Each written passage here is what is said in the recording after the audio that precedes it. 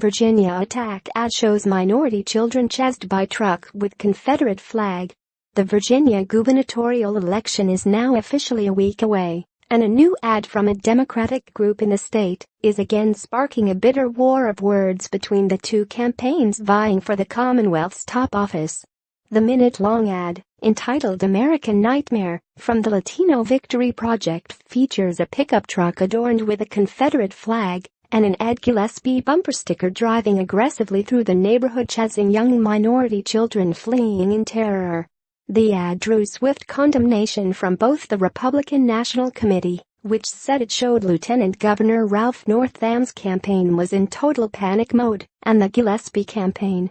Ed Gillespie has focused his campaign on the many policy differences between Ralph Northam and him, but sadly the Northam campaign and its allies have launched a desperate smear campaign against Ed in the closing days of this election. Gillespie campaign manager Chris Levitt wrote in a statement, "The lieutenant governor was roundly rebuked for exploiting imagery from the tragedy of Charlottesville for political points.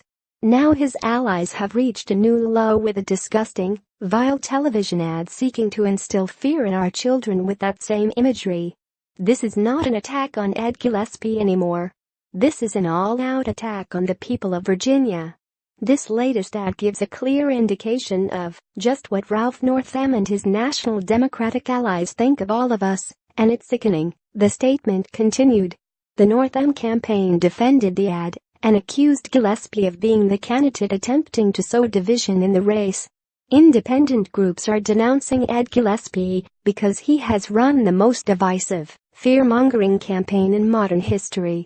It is not shocking that communities of color are scared of what his Trump-like policy positions mean for them, Northam's press secretary Afira Haskell said in a statement.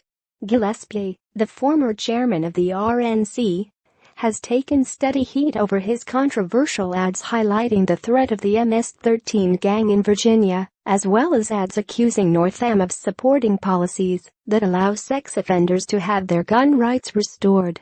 The Northam campaign responded to Gillespie's attacks, releasing an ad late last week saying Gillespie's charges are false.